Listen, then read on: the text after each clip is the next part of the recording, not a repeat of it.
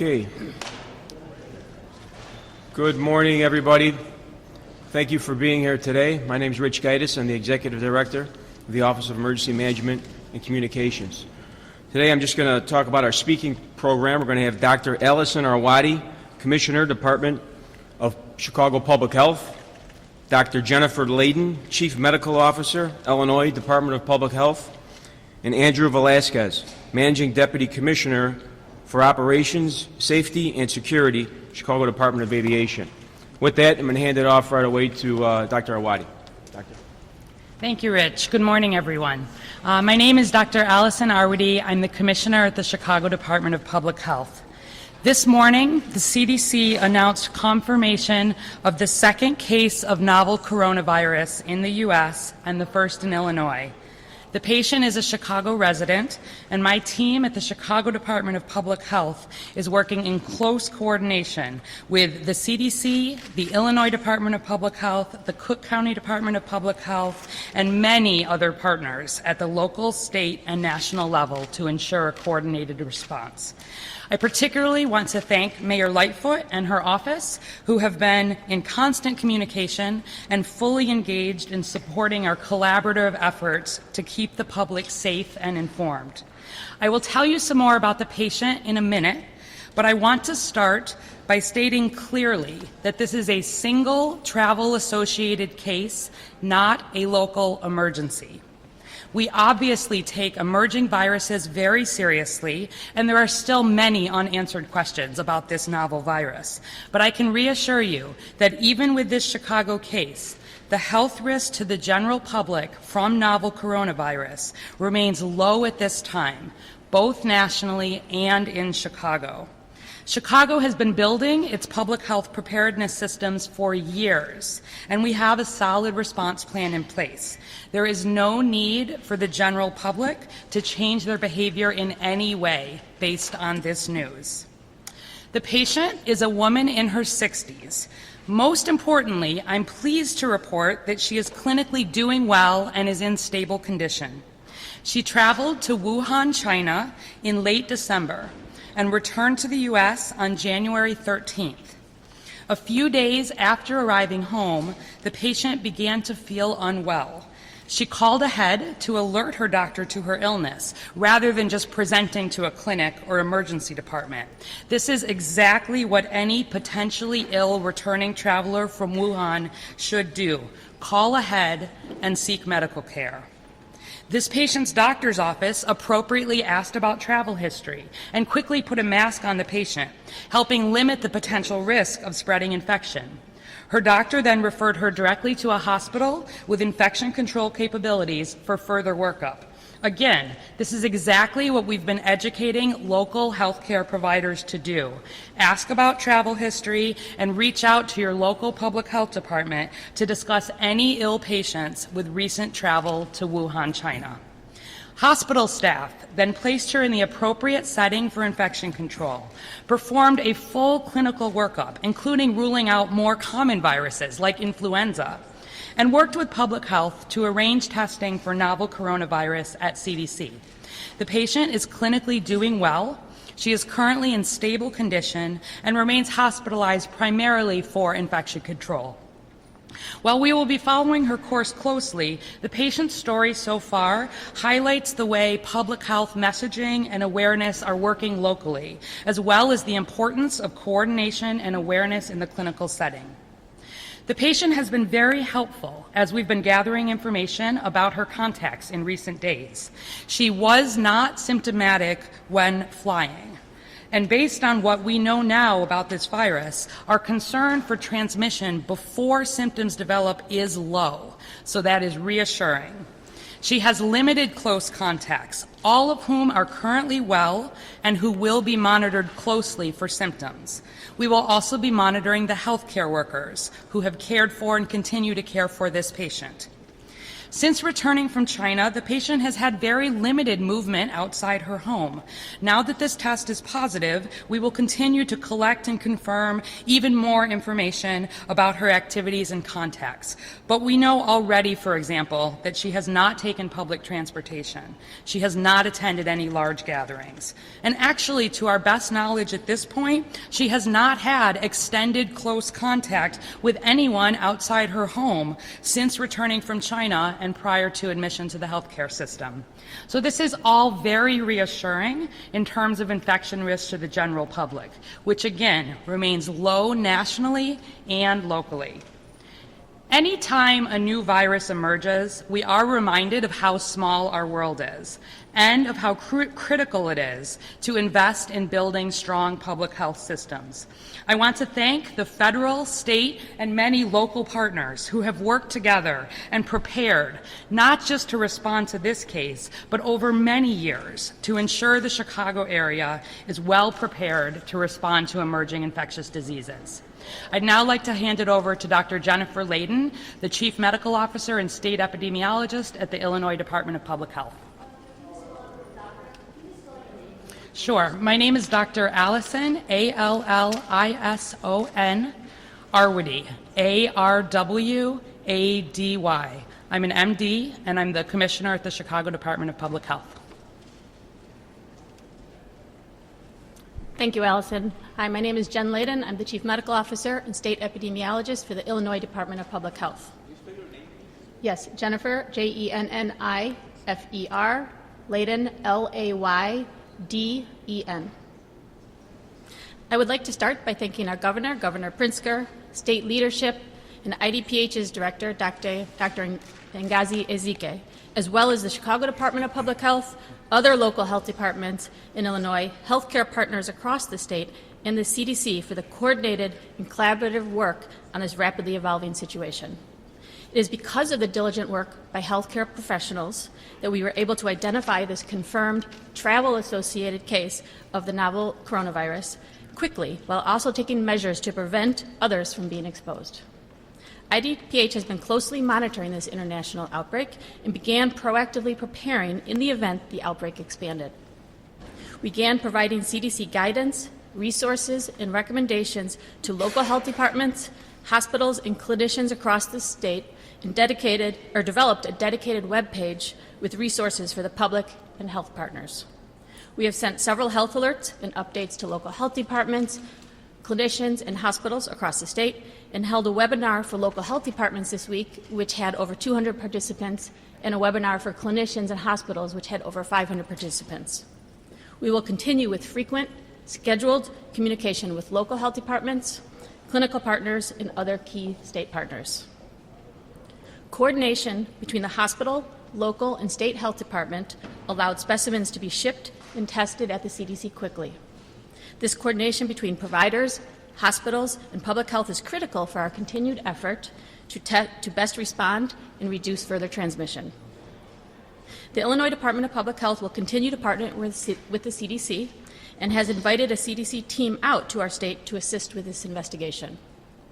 IDPH is ready to bring testing online to our state labs once the test is available from the CDC.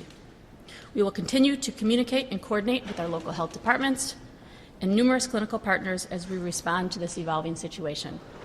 I will now turn this over to Andrew Velasquez from the Chicago Department of Aviation. Thank you.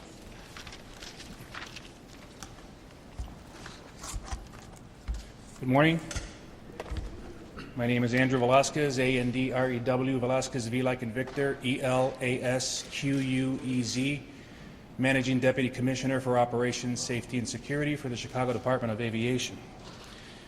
The CDA has no higher priority than the safety and well-being of the traveling public, as well as our airport community. From the moment information came to light about this particular strain of coronavirus, CDA safety and security team has been closely monitoring the situation and interfacing with our federal and public health partners, particularly CDC, CBP, and Dr. Arwady's team at the Chicago Department of Public Health. We wanted to be sure we'd be able to support any special efforts related to the coronavirus while at the same time maintaining normal airport operations. Our experience in these matters is unfortunately extensive and hard-earned, whether it's a response activation related to MERS, Ebola, or even measles. But we also have deep relationships with our federal and local partners and are in a position to provide logistical support at a moment's notice, as has been the case here. Once CDC determined that O'Hare would be participating in this effort, we ensured they and CBP could stand up and enhance the risk assessment screening process immediately, and those assessments have been underway since Wednesday. In addition to our valued travelers, we are working hard to ensure the tens of thousands of individuals who make their living at O'Hare Airport have the most up-to-date information on the coronavirus, as well as ongoing efforts to keep the public and our airport family safe. We are grateful to our public health partners who have been an excellent resource in assuring our airport community and their risk of transmitting the virus is extremely low.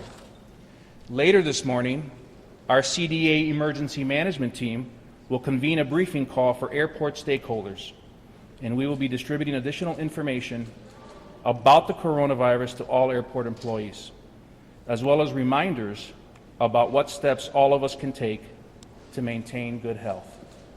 We are committed to providing both information and reassurance, and in this case, those go hand in hand. Thank you very much, and we will now open it up for any questions that you might have. Thank you.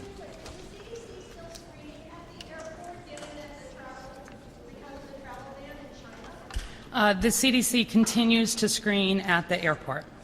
What airline is this person sounds like asymptomatic at the airport? So talk about that. I'm just curious, what is she taking from that one? So how can you be so sure that when she arrived with no symptoms, that what happened timeline-wise? And did she go to the grocery store? Did she go anywhere before she realized that she needed to go to the doctor? So two parts to that question. So on the question about traveling before a patient has symptoms. So this is one of the reasons that the airport screening, while important, is only one piece of the public health plan around making sure that we appropriately detect people and treat them.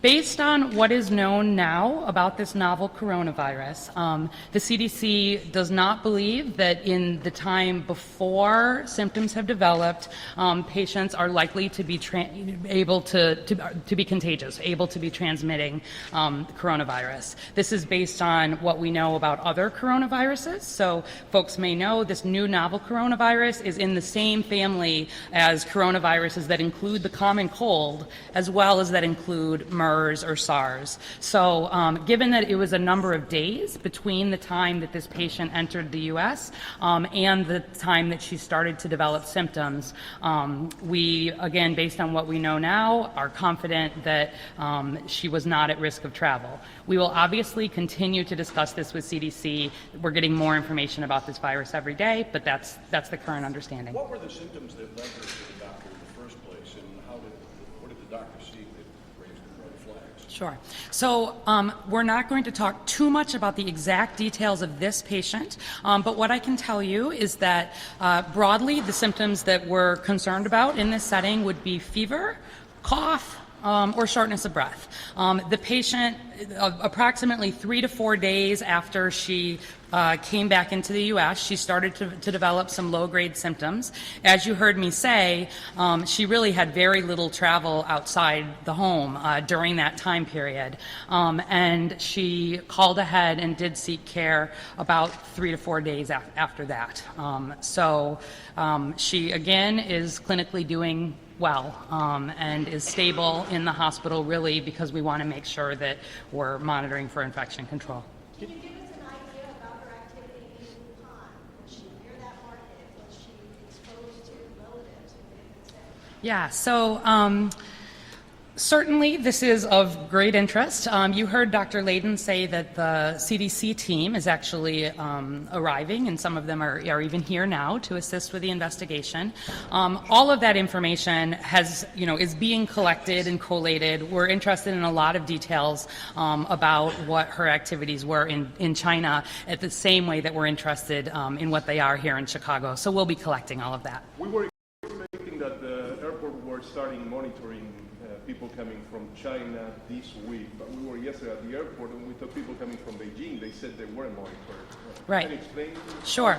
Yep. So based on the CDC recommendations, the screening protocols that are in place at the 5 U.S. airports, including O'Hare, have been limited to patients with travel originating in Wuhan, China. Wuhan has been very much the epicenter of this outbreak in China, and so until we get other guidance from CDC, those continue to be patients that we would be screening. What airline was the patients traveling on, and how is this going to affect travel volumes? So we are not releasing publicly the details of the airlines, but I can assure you all of that data is collected, has been shared back with the CDC.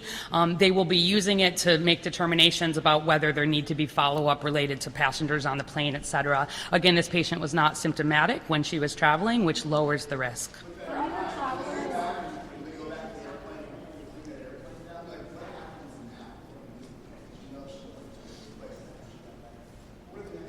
Sure. So not infectious at the time of traveling, no role for doing anything in that particular airplane, for example. The main next steps for us now, there's both related to the patient and then the public health work. First of all, to ensure that the patient is getting the appropriate clinical care and is in a hospital setting that is experienced in infection control. With the CDC team, there will be some follow-up testing of the patient. We'll be learning about getting more information to understand how long testing may be positive, some of that information, and mainly just making sure the patient is well cared for. Public health will be working closely with close contacts of this patient. So we have a sense of some of those already. I said there are a limited number, and we will be following up with those folks, looking for symptoms, quick to test if there were any concern. And then also we'll be working with the healthcare workers who have cared for and continue to care for this patient. They've been using the appropriate procedures around infection control, but obviously we'll want to be doing close monitoring. When it's the second case in the U.S., there are a lot of questions about things like how long this will continue. I can assure you we will be following the CDC guidance all the way and doing everything we need to do to make sure that the risk to the general public in Chicago remains How low. about the airport workers? I mean, we were talking to them yesterday. They said they didn't have information. Andrew talked a little bit about giving them information, but how about face masks or stuff like that? So, with regard to protective measures, we obviously take our guidance from the Chicago Department of Public Health as well as the CDC. And so, as you heard earlier, the risk of infection right now is low, right? But what we have been doing is convening conference calls with all of our airport workers to ensure that we are giving them the latest up-to-date information with regard to what's taking place, what sort of protective measures, if any. And again, at this point in time, as was mentioned earlier, this is the cold and flu season, so we're asking folks just to be cognizant of that and to take the regular precautions that they would during the cold and flu season. So we are posting messages on our message boards in Terminal 5, as well as in the federal inspection area, which is owned by Customs, right? And so we're posting those messages. We also have information on our CDA website, right, for people to actually go and acquire information to learn more about what's taking place with regard to this particular coronavirus. And so, we've taken very proactive measures to ensure that we are reaching out to the airport community, particularly our critical airport stakeholders and our travelers, to make sure that they have all the same information that we're presenting to all of you now. As far as keeping track of people who might have come in contact with the virus but did not display symptoms at the time that they passed through O'Hare, what is the system in place in terms of following up stuff? Yeah, so that is why we have to have a multi-phasic approach to this. Making sure that for example, people with travel histories are hearing this sort of news actually raises awareness that if they develop symptoms, what they need to do, really reach out and seek care. A lot of the work that the Public Health Department and partners have been doing is around this education piece for our healthcare providers, making sure that, like in this case, if a patient comes in, we're asking appropriately about travel history, and if there has been travel to Wuhan, China, or contact that is otherwise concerning with a person who's been diagnosed, that the clinician is quickly reaching out to public health, and we're having these conversations about whether we need to do additional workup. Which hospital? Which hospital? Prepared and expecting a possible local case. What are you expecting with its Chinese New Year? Many locals are there in China now. They're going to be coming home soon. What are you expecting? Right. So Wuhan alone is a city of more than 11 million people. It's 4 times the size of Chicago. It's a global city. Chicago's a global city. We know that we have travel broadly, so we have been prepared, to potentially expect a travel-associated case. So in that respect, we're certainly not surprised to have a case. I think if folks have been following the international news, you've seen that China has increasingly been establishing limits on travel within some of its own cities, which would also impact, spread of the virus international, presumably. But CDC is paying very close attention, to this question. The incubation period of 14 days, that seems I'd say that's broadly in line with what we've seen with these other coronaviruses. I worked actually for the CDC prior to being at the Chicago Department of Public Health. I worked on the ground in Saudi Arabia when MERS was emerging with CDC. I worked on the ground in Liberia when Ebola was emerging with CDC. You don't always have the full answers early on in an outbreak, in an international outbreak, but always we're using the data that's available and basing it on what we know about other similar viruses. So the CDC will be conservative on this, as will the Chicago and Illinois Departments of Public Health.